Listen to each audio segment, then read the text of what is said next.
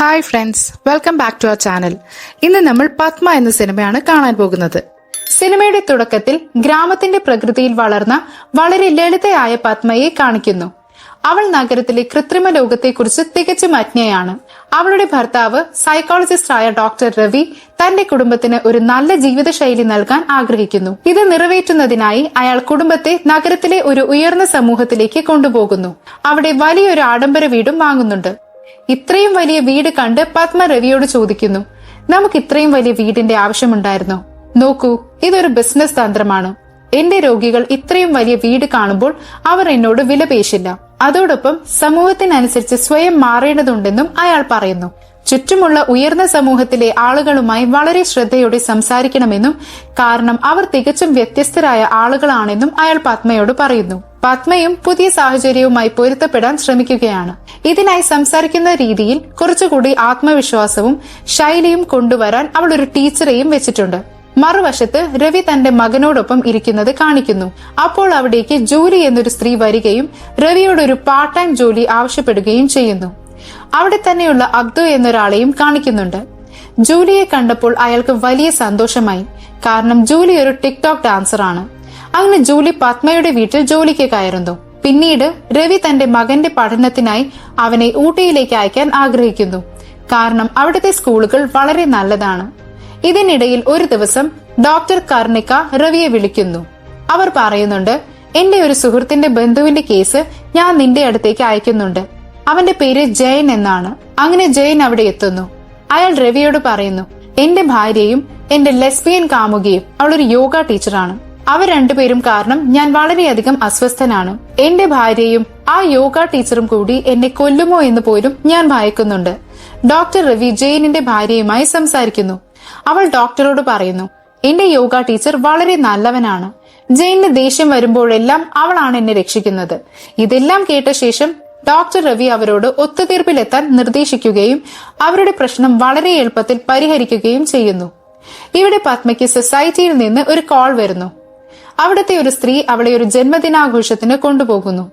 അവിടെ പ്രശസ്ത ഗായകൻ ഹരിദാസിന്റെ സംഗീത പരിപാടി നടക്കുകയാണ്. അവിടെ എല്ലാവരും ആ പരിപാടി ആസ്വദിക്കുന്നു. അടുത്ത രംഗത്തിൽ ഡോക്ടർ രവി തന്റെ സുഹൃത്തുമായി സംസാരിക്കുന്നത് കാണിക്കുന്നുണ്ട്. ആ സുഹൃത്ത് രവിയോട് പറയുന്നു, ജോർജും ഭാര്യയും നിന്റെ അടുത്തേക്ക് വരുന്നുണ്ടോ? കഴിഞ്ഞ വർഷം ജോർജിന്റെ ഭാര്യയെ ആശുപത്രിയിലെ ഒരു ഡോക്ടറുമായി പിടികൂടിയിരുന്നു. ഈ കാര്യങ്ങളൊന്നും ഡോക്ടർ രവി ഗൗരവമായി എടുക്കുന്നില്ല. രാത്രിയിൽ പത്മ രവിയെ ജന്മദിനാഘോഷത്തിന്റെ വീഡിയോ കാണിക്കുന്നു. എന്നാൽ രവിക്ക് അതിൽ യാതൊരു താല്പര്യവും ഉണ്ടായിരുന്നില്ല. ദയവായി ഇയർഫോൺ വെച്ച് കേൾക്കൂ എന്ന് പറഞ്ഞ് അയാൾ ഉറങ്ങാൻ പോകുന്നു. അടുത്ത ദിവസം രാവിലെ മരിയ എന്ന സ്ത്രീ ഡോക്ടർ രവിയെ കാണാൻ വരുന്നു. അവൾക്ക് അശ്ലീല സിനിമകൾ കാണുന്ന ശീലത്തെക്കുറിച്ച് ചർച്ച ചെയ്യാനാണ് വന്നത്. അവൾ പറയുന്നു, എനിക്ക് ഈ ശീലം എന്റെ അയൽക്കാരനിൽ നിന്നാണ് കിട്ടിയത്. ഇപ്പോൾ എനിക്ക് ഇതിൽ നിന്ന് മോചനം വേണം. ഇതിന് പരിഹാരമായി ഡോക്ടർ രവി അവളെ സഹായിക്കാമെന്ന് വാക്ക് നൽകുകയും ഈ ശീലം ഉടൻ മാറുമെന്ന് ഉറപ്പ് നൽകുകയും ചെയ്യുന്നു. മറുവശത്ത് രവിയുടെ വേലക്കാരനായ അബ്ദുവും ജൂലിയും സംസാരിക്കുന്നുണ്ട്. പത്മയുടെ കാര്യത്തിൽ എന്തോ പന്തികേടുണ്ടെന്ന് അബ്ദു പറയുന്നു. ഇതിനിടയിൽ പത്മ ഹരിദാസുമായി സംസാരിക്കുന്നത് കാണിക്കുന്നുണ്ട്. അപ്പോൾ സൊസൈറ്റിയിലെ വാണി എന്ന സ്ത്രീ അവരുടെ വീഡിയോ എടുക്കുന്നു. ഈ സമയം സൊസൈറ്റിയിലെ മറ്റ് സ്ത്രീകൾ അവിഹിത ബന്ധങ്ങളെക്കുറിച്ച് ചർച്ച ചെയ്യുകയാണ്. അപ്പോഴാണ് ടോണി എന്നൊരാളെ കാണിക്കുന്നത്. അയാളുടെ ഭാര്യയ്ക്ക് മറ്റൊരാളുമായി അവിഹിത ബന്ധമുണ്ടെന്നും അതുകൊണ്ട് അയാൾക്ക് എല്ലാ സ്ത്രീകളോടും വെറുപ്പാണെന്നും നമുക്ക് മനസ്സിലാകുന്നു. പിന്നീട് പത്മ ആരെയോ കാണാനായി ഒരു ഹോട്ടലിലേക്ക് പോകുന്നു. അവൾ ഫോൺ ചെയ്ത് ആ വ്യക്തിയോട് താഴേക്ക് വരാൻ പറയുന്നുണ്ട്. എന്നാൽ അയാൾ അവളെ മുകളിലുള്ള റൂമിലേക്ക് വരാൻ ആവശ്യപ്പെടുന്നു. മറുവശത്ത് രവി തന്റെ രോഗിയായ മാത്യൂസുമായി സംസാരിക്കുന്നത് കാണിക്കുന്നു. മാത്യൂസ് ഡോക്ടർ രവിയോട് പറയുന്നു, വളരെ കാലം മുൻപ് ഞാൻ നടൻ അർജുനെ കണ്ടുമുട്ടി. അതിനുശേഷം ഞങ്ങളുടെ രണ്ട് കുടുംബങ്ങളും വളരെ അടുപ്പത്തിലായി. എന്നാൽ ഒരു ദിവസം വീട്ടിലെ CCTV ക്യാമറ പരിശോധിച്ചപ്പോൾ എന്റെ ഭാര്യ നടൻ അർജുനുമായി അടുത്തിടപഴകുന്നത് ഞാൻ കണ്ടു. എനിക്കിത് വലിയ ദുഃഖമുണ്ടാക്കി. എന്റെ കുട്ടികളുടെ ഭാവിയെ ഓർത്ത് മാത്രമാണ് ഞാൻ ഇത് സഹിക്കുന്നത്.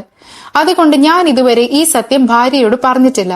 അടുത്ത രംഗത്തിൽ പത്മ ഹോട്ടൽ മുറിയിൽ വന്ന് ആ വ്യക്തിയെ കാണുന്നു. ആ വ്യക്തി ഗായകൻ ഹരിദാസ് തന്നെയായിരുന്നു. ജന്മദിന പാർട്ടിയിൽ വെച്ചാണ് അവർ കണ്ടുമുട്ടിയത്. പതിയെ പതിയെ ഹരിദാസും പത്മയും പരസ്പരം അടുക്കുന്നു. അടുത്ത രംഗത്തിൽ ഡോക്ടർ രവി അഷ്റഫ് എന്ന രോഗിയുമായി സംസാരിക്കുന്നത് കാണുന്നു. അയാൾ തന്റെ ഭാര്യയുടെ ലൈംഗിക പ്രശ്നങ്ങളെക്കുറിച്ച് വളരെ അസ്വസ്ഥനാണ്. ഡോക്ടർ അയാളോട് പറയുന്നു, നിന്റെ ഭാര്യയുടെ പ്രശ്നം ലൈംഗികമല്ല, വൈകാരികമാണ്. കാരണം നീ അവളെ വളരെ മോശമായാണ് പരിഗണിക്കുന്നത്. അവൾക്ക് നിന്നെ ഭയമാണ്. സ്നേഹത്തിലൂടെയും നല്ല സംസാരത്തിലൂടെയും മാത്രമേ ഇത് മാറ്റിയെടുക്കാൻ സാധിക്കൂ. ഇവിടെ പത്മ താൻ ചെയ്ത പ്രവൃത്തിയിൽ ലജ്ജിക്കുന്നു. അവൾക്ക് രവിയോട് സത്യം പറയാൻ ആഗ്രഹമുണ്ട്. എന്നാൽ രോഗികളെ പരിചരിക്കുന്ന തിരക്കിൽ രവിക്ക് പത്മയെ ശ്രദ്ധിക്കാൻ കഴിയുന്നില്ല. കുറച്ചു സമയത്തിനു ശേഷം ഹരിദാസ് പത്മയെ വിളിക്കുന്നു. ഇനി എന്നെ വിളിക്കരുത് എന്ന് പറഞ്ഞ് പത്മ കോൾ കട്ട് ചെയ്യുന്നു. കുറച്ചു ദിവസങ്ങൾക്ക് ശേഷം പത്മയുടെ മകൻ വീണ്ടും ഊട്ടിയിലേക്ക് പോകുന്നു. സംസാരിക്കാൻ അവസരം കിട്ടിയപ്പോൾ പത്മ രവിയോട് നേരിട്ട് പറയുന്നുണ്ട്, എനിക്കിനി രവി നിന്റെ കൂടെ ജീവിക്കാൻ താല്പര്യമില്ല. ഇത് കേട്ട് രവി ഞെട്ടിപ്പോകുന്നു. എന്നാൽ തന്റെ മകനോട് എന്തു പറയുമെന്നോർത്ത് പത്മ വിഷമിക്കുന്നുണ്ട്. അടുത്ത രംഗത്തിൽ ഡോക്ടർ രവി തന്റെ സുഹൃത്ത് ടോണിയുമായി സംസാരിക്കുന്നത് കാണിക്കുന്നു. ടോണി പറയുന്നു, എനിക്ക് സ്ത്രീകളെ വിശ്വാസമില്ല. എല്ലാ സ്ത്രീകളും ഇങ്ങനെയാണ്. ഇത് കേട്ട് ഡോക്ടർ രവി പറയുന്നു, എന്റെ ഭാര്യയെക്കുറിച്ച് അങ്ങനെയൊന്നും പറയരുത്. അവിടെ നിന്ന് കഥ 12 വർഷം പിന്നോട്ടു പോകുന്നു. രവി ബാംഗ്ലൂരിൽ നിന്ന് പഠനം കഴിഞ്ഞ് തിരിച്ചെത്തിയിരിക്കുകയാണ്. ഗുർവിന്ദർ എന്നൊരു പഞ്ചാബി പെൺകുട്ടിയുമായുള്ള പ്രണയ തകർച്ച കാരണം അയാൾ മദ്യപാനത്തിലാണ്. രവിയുടെ അവസ്ഥ കണ്ട് വീട്ടുകാർ അവനോട് പറയുന്നു, നീ വിവാഹം കഴിക്കണം. ഒരു പെണ്ണിന്റെ പേരിൽ ജീവിതം നശിപ്പിക്കരുത്. അപ്പോഴാണ് രവിയുടെ കണ്ണ് പത്മയിൽ പതിയുന്നത്. അവൻ അവളെ വിവാഹം കഴിക്കാൻ വാശി പിടിക്കുന്നു. കുറച്ചു കാലത്തിനു ശേഷം അവരുടെ വിവാഹം നടക്കുന്നുണ്ട്. വിവാഹ രാത്രിയിൽ രവി പത്മയോട് പറയുന്നു, എനിക്ക് നിന്നെ വിവാഹം കഴിക്കാൻ താല്പര്യമുണ്ടായിരുന്നില്ല. നിർബന്ധം കൊണ്ടാണ് ഞാൻ ഇതിന് സമ്മതിച്ചത്. നിനക്ക് വേണമെങ്കിൽ ഇപ്പോഴും ഇവിടെ നിന്ന് പോകാം. ഇത് കേട്ട് പത്മ ദേഷ്യത്തോട് ചോദിക്കുന്നു, ഈ കാര്യം എന്തുകൊണ്ട് നേരത്തെ പറഞ്ഞില്ല? അടുത്ത ദിവസം രവിയും സുഹൃത്തുക്കളും മദ്യപിച്ചിരിക്കുകയാണ്. അവരിൽ ഒരാൾ പറയുന്നു, വിവാഹം വളരെ സ്വാഭാവികമായ ഒന്നാണ്. ഒരു പുരുഷനും ഒരിക്കലും ഒരു സ്ത്രീയെ പൂർണ്ണമായി തൃപ്തിപ്പെടുത്താൻ കഴിയില്ല. അവർ സംസാരിച്ചുകൊണ്ടിരിക്കുമ്പോൾ രവിയുടെ സഹോദരനും അമ്മയും ഭാര്യയും ആ വഴി വരുന്നു. സഹോദരനെ കണ്ട് രവി ഓടിപ്പോകാൻ ശ്രമിക്കുന്നു. എന്നാൽ സഹോദരൻ അവനെ കാണുകയും നീ എന്താ ഇതുവരെ പത്മയെ ഹോസ്പിറ്റലിൽ കാണിക്കാഞ്ഞത് എന്ന് ചോദിക്കുകയും ചെയ്യുന്നു. രവി സഹോദരനോട് നിങ്ങൾ ഡോക്ടറെ കണ്ടിരുന്നോ എന്ന് ചോദിക്കുമ്പോൾ പത്മ വളരെ ആവേശത്തോടെ രവിയോട് പറയുന്നു, അതെ, ഞാൻ ഗർഭിണിയാണ്. നിങ്ങൾ തമ്മിൽ ഇതുവരെ ഒന്നും സംഭവിച്ചിട്ടില്ലെന്ന് പറഞ്ഞിരുന്നല്ലോ, പിന്നെ ഇതെങ്ങനെ എന്ന് രവിയുടെ കൂട്ടുകാർ ചോദിക്കുമ്പോൾ അതെ, ഒരിക്കൽ ചിലതൊക്കെ സംഭവിച്ചു എന്ന് രവി പറയുന്നു. അടുത്ത രംഗത്തിൽ രവിയും പത്മയും പ്രണയിക്കുന്നത് കാണിക്കുന്നുണ്ട്. ഈ രംഗത്തോടെ സിനിമ വീണ്ടും വർത്തമാനകാലത്തേക്ക് വരുന്നു. നീല എന്നൊരു രോഗി ഡോക്ടർ രവിയെ കാണാൻ വരുന്നു. അവൾ പറയുന്നു, എനിക്ക് എന്റെ ഭർത്താവിൽ ഇപ്പോൾ താല്പര്യമില്ല. ഞങ്ങളുടെ വിവാഹം കഴിഞ്ഞിട്ട് 4 വർഷമായി. ഇതുവരെ അദ്ദേഹം എന്നെ തൊട്ടിട്ടില്ല. അദ്ദേഹവും ഒരു ഡോക്ടറാണ്. ഞാൻ ഒരുപാട് ശ്രമിക്കുന്നുണ്ട്. പക്ഷെ എനിക്ക് എന്റെ ഭർത്താവിനോട് ഒരു വികാരവും തോന്നുന്നില്ല. ഇതിന് പരിഹാരമായി ഡോക്ടർ പറയുന്നു, നീ പഴയ കാര്യങ്ങളെല്ലാം മറന്ന് ഭർത്താവുമായി എല്ലാം തുറന്ന് സംസാരിക്കണം. അത് നിന്റെ ഭർത്താവിനോടുള്ള അടുപ്പം വർദ്ധിപ്പിക്കും. ഡോക്ടർ ഇത്രയൊക്കെ പറഞ്ഞിട്ടും നീലയ്ക്കൊന്നും മനസ്സിലാകുന്നില്ല. അവൾ ഡോക്ടറെ യൂസ്ലെസ് എന്ന് വിളിച്ച് അവിടെ നിന്ന് പോകുന്നു. രവി നിരാശയോടെ തന്റെ കിടപ്പ് മുറിയിലിരിക്കുന്നു. അവൻ ലാപ്ടോപ്പിൽ ഹരിദാസിന്റെ ഇൻസ്റ്റാഗ്രാം അക്കൗണ്ട് തുറന്നു നോക്കുന്നു. ഹരിദാസിന്റെ ഒരു ലൈവ് റെക്കോർഡിംഗ് ഷോ നടക്കാൻ പോവുകയാണ്. രവിയും അവിടേക്ക് എത്തുന്നു. ഹരിദാസ് രവിയെ കാണുകയും റെക്കോർഡിംഗ് നിർത്തിവെച്ച് അവന്റെ അടുത്തേക്ക് വന്നിരിക്കുകയും ചെയ്യുന്നു. എന്നാൽ റെക്കോർഡിംഗ് പൂർത്തിയാക്കേണ്ടതിനാൽ കുറച്ചു കഴിഞ്ഞ് ഹരിദാസിനെ തിരിച്ചു വിളിച്ചു കൊണ്ടുപോകുന്നുണ്ട്. രവി അല്പസമയം നിരാശയോടെ അവിടെ ചുറ്റിത്തിരിഞ്ഞ ശേഷം വീട്ടിലേക്ക് മടങ്ങുന്നു. വീട്ടിലെത്തിയ ശേഷം രവി പത്മയോട് ചോദിക്കുന്നു, നീ ഹരിദാസുമായി ശാരീരികമായി ബന്ധപ്പെട്ടോ? പത്മ നിശബ്ദയാകുന്നു. അവളുടെ നിശബ്ദതയിൽ നിന്ന് രവി എല്ലാം മനസ്സിലാക്കുകയും ദേഷ്യത്തിൽ അവളോട് സംസാരിക്കുകയും ചെയ്യുന്നു.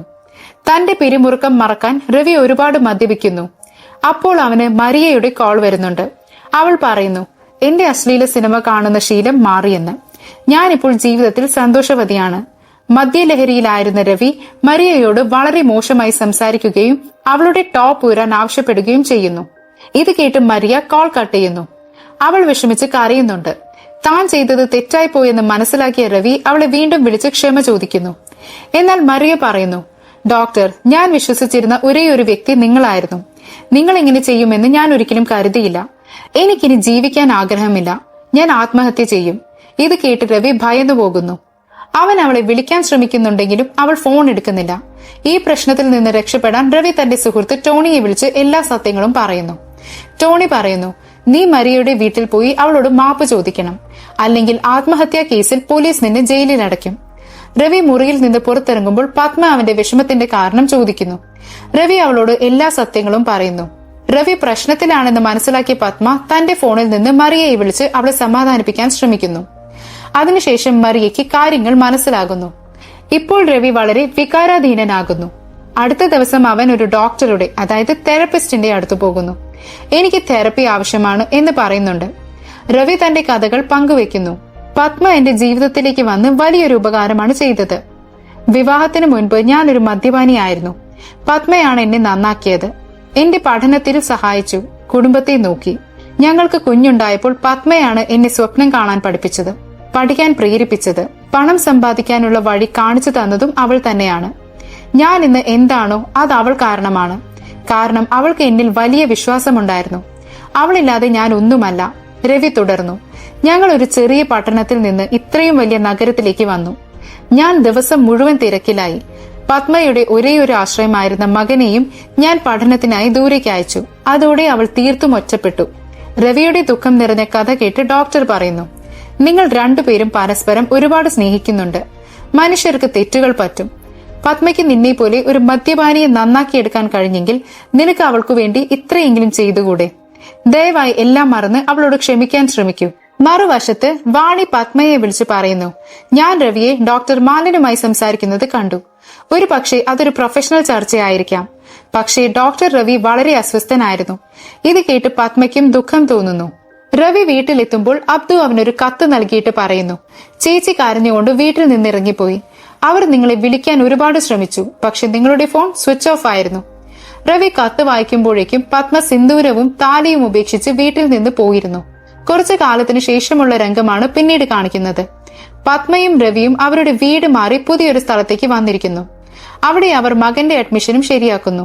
സംസാരത്തിനിടയിൽ പത്മ രവിയോട് പറയുന്നു, ഞാൻ എല്ലാ സത്യങ്ങളും നിന്നോട് പറയാൻ കാരണം ഒരു സൈക്കോളജിസ്റ്റ് എന്ന നിലയിൽ നിനക്ക് എന്റെ വികാരങ്ങൾ മനസ്സിലാക്കാൻ കഴിയുമെന്ന് കരുതിയിട്ടാണ്.